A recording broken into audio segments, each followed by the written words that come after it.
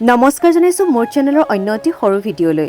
যোৱা 17 মে তাৰিখে মোৰ আবৃত্তিৰ ব্যৱহাৰিক পৰীক্ষা অনুষ্ঠিত হৈছিল আৰু এই পৰীক্ষা অনুষ্ঠিত হৈছিল দুলিয়াজানস্থিত অইল ক্লাবত আৰু এই পৰীক্ষা অনুষ্ঠিত কৰিছিল মোৰ আবৃত্তিৰ শিক্ষাগুৰু শ্ৰীযুতা ৰিজুমণি শইকীয়া তামুলী মেমে।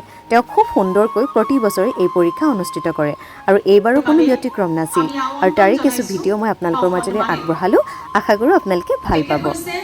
দুলিয়াজান শ্ৰদ্ধাৰ সন্মানীয় বিনা বৰদলৈ বৰুৱা বাইদেউ,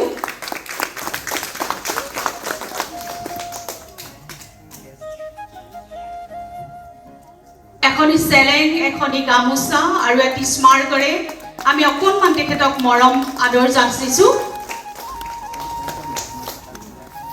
ৰত্ন অভিনেত্ৰী, শিক্ষয়িত্ৰী, শৈবৰগাঁও ছোৱালী হাইস্কুল নগাঁও, বহু গুণেৰে বিভূষিতা তেখেতৰ ব্যক্তিত্ব। সুদূৰ নগাঁৱৰ পৰা আহি তোমালোকৰ বাবে উপস্থিত হৈছেহি আজি পুৱা যথেষ্ট কষ্ট কৰি। আমি কৃতজ্ঞতা জ্ঞাপন কৰিছোঁ পোনপ্ৰথমেই তেখেতলৈ আৰু তেখেতকো আমি এটি স্মাৰক, এখনি গামোচা আৰু এখনি চেলেঙেৰে অকণমান মৰম আদৰ জানিব বিচাৰিছোঁ, যাচিব। এয়া হিমাদ্ৰী মাকৰাৰী আৰু ৰুবি গগৈ, তেওঁলোকে এইকণ আদৰ আগবঢ়াইছে।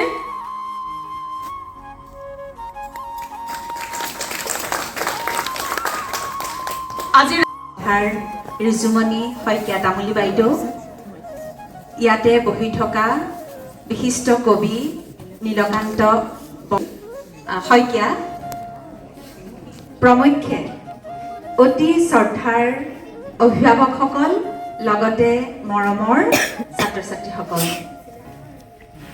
মই ভাবিবই পৰা নাই যে আজি আহি মই দুলিয়াজানত উপস্থিত হৈ পৰীক্ষা ল'বৰ বাবে আহিছোঁ। তোমালোকৰ বাইদেউ ৰিজুমণি বাইদেউ আচলতে মোতকৈ বহুত দক্ষ। মিথুন দেকম বোধি গাঁও মমোহিতম, এয়াই হেনো আবৃত্তিৰ প্ৰথম ধাপ। তাৰ পাছতে অসমত আবৃত্তি কেতিয়া আৰম্ভ হৈছিল বুলি ক'বলৈ গ'লে আমি ক'ব লাগিব সকলোৰে পৰিচিত মহাপুৰুষ শ্ৰীমন্ত শংকৰদেৱৰ জৰিয়তে। তেওঁ যি নৰনাৰায়ণৰ ৰাজসভালৈ যাওঁতে যি টুটই দি আৰম্ভ কৰিছিল, সেয়াই বোলে আমাৰ অসমৰ আবৃত্তিৰ যাত্ৰা। মধুদান বদাৰণ দেৱ বৰং বৰৱাৰী জলূষণ চক্ৰধৰং ধৰণী ধৰধাৰণ ধেয় পৰম পৰমাৰ্থ বিদ্যা শুভনা সকৰং। এনেদৰে যে তেওঁ কবিতা মাতি মাতি গৈ আছিলে, তেতিয়াই নৰনাৰায়ণে ভাবিছিল এজন এজন বিশিষ্ট পণ্ডিত, এখেতক মই বন্দী কৰিব নোৱাৰোঁ। সেয়াই অসমত আবৃত্তিৰ যাত্ৰা আৰম্ভ হৈছিল বুলি লিখিত ৰূপত আমি পাওঁ। আজি আপোনালোকৰ মাজত মই প্ৰথম উপস্থিত হৈছোঁ। মই প্ৰথমতে ভাবে অন্তৰখন অনুভূতিপ্ৰবণ, নিজেই সেইবিলাক বস্তু সুমুৱাই লৈ তাক কৰ্ষণ কৰে, কৰ্ষণ কৰি সেইবিলাকক উন্নীত কৰে। এইখিনিতে ব্যৱহাৰিক পৰীক্ষা আৰম্ভ হোৱাৰ পূৰ্বে মেমে যিসকল পৰীক্ষাৰ্থীয়ে 5 বছৰৰ আবৃত্তিৰ বিষয়ত পৰীক্ষাৰ ডিপ্ল'মা গ্ৰহণ কৰে তেওঁলোকক একোখনকৈ চাৰ্টিফিকেট দিয়াৰ ব্যৱস্থা কৰে, অৰ্থাৎ চাৰ্টিফিকেট চেৰেমনি। আৰু এই চেৰেমনিটো মেমে খুব সুন্দৰকৈ অনুষ্ঠিত কৰে। যেতিয়া এখন মঞ্চত এখন চাৰ্টিফিকেট সসন্মানেৰে গ্ৰহণ কৰা হয়, নহয়নে বাৰু?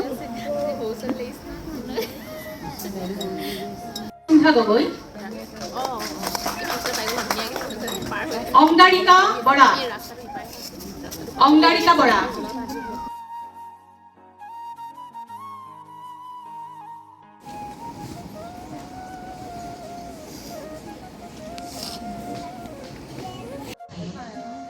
If you are come down through the narrows of the river Kiang, please let me know beforehand, and I will to come out to meet you as far as so for so Isra bound.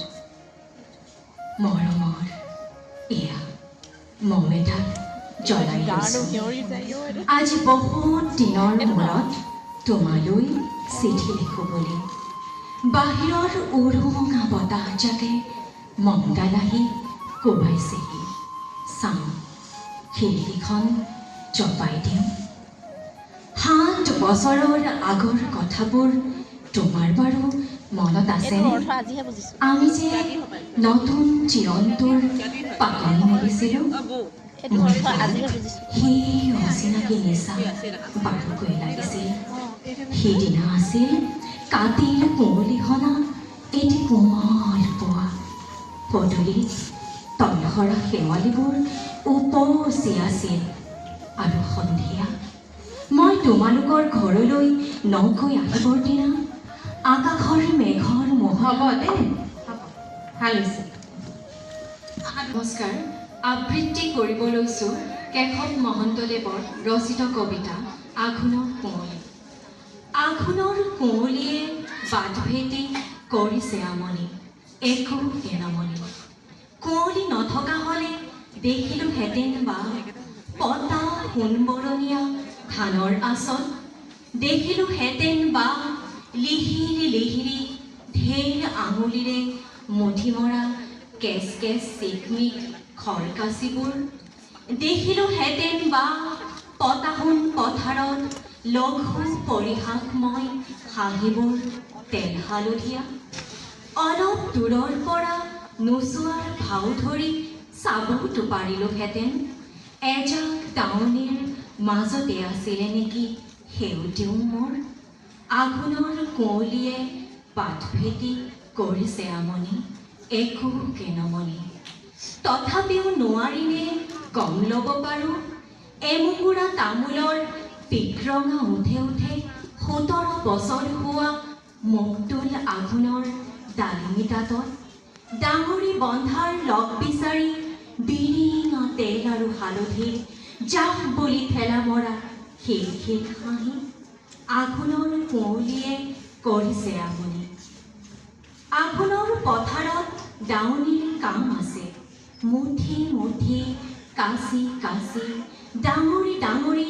কাম আছে আঘোণৰ পথাৰত কাম আৰু কাম আঘোণৰ আকাশেদি কোনোবা বিললে মন কাহি বন্ধা জাকি মাৰি গ'ল আঘোণৰ আকাশতো উৰুলিৰ ৰাগি আছে আঘোণৰ আকাশত ৰাগি আৰু ৰাগি আঘোণৰ বাটটোহে কুঁৱলীৰে ঢকা মনহা খেদি খেদি বন শেষ হ'ল আঘোণৰ কুঁৱলীয়ে বাট ভেটি ল'লে বৌদেউ আপুনি যে কৈছিল সেউতীৰ কথা মোৰ কথা সেউতীক কৈছিলে জানো আঘোণৰ কুঁৱলীত ধাননি লুকালে আঘোণৰ কুঁৱলীয়ে দাৱনি ঢাকিলে আঘোণৰ কুঁৱলীত সেউতী হেৰালে ডাঙৰি বান্ধিম বুলি তৰাজুৰি তোলাহাতে থাকিল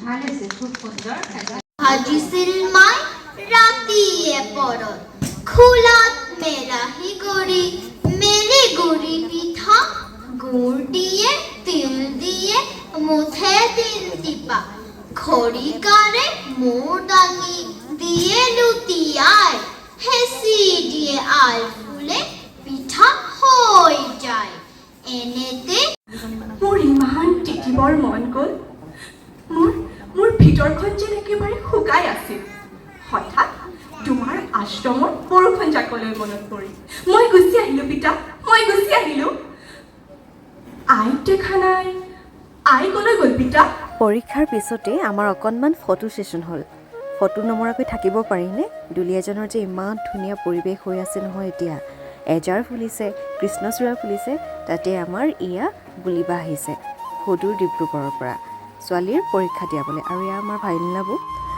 আৰু আমাৰ ৰুবি খুৰী মিঠুবাৰ ছোৱালী আৰু ভাইলিনাবুৰ ছোৱালী আমি সকলোৱে একেলগে ফটো চটো মাৰিলোঁ এই যে বুলিবা বুলি যে ক'লোঁ তেওঁ হৈছে বুলি গগৈ হাজৰিকা তেওঁ হৈছে হামব্ৰু ফৈদৰ জীয়াৰী হামব্ৰু মাই সেই যে কামলাঙৰ সাধুটো আপোনালোকে পঢ়িছে অৰুণাচলৰ ডেকাজনে যে প্ৰেমত পৰিছিল হামব্ৰু মাইৰ সেই হামব্ৰু মাইৰ দৰে এই বুলি বায়ু কাপোৰত বুটা বছে ইয়াত দেখিছে নহয় ডাইনিং মেট বনাইছে খুব সুন্দৰ আপোনালোকক যদি দৰকাৰ হয় অৰ্ডাৰ কৰিব পাৰে দেই এনেকৈ এটা সুন্দৰ পৰিৱেশৰ মাজেৰে 17 মে' দিনটো আমাৰ বাবে বিশেষ হৈ থাকিল আৰু সদায় বিশেষ হৈ থাকিব। পুনৰ এটা নতুন ভিডিঅ'ৰ সৈতে আপোনালোকক পুনৰ লগ পোৱাৰ প্ৰতিশ্ৰুতিৰে আজিলৈ আহোঁ। বাই।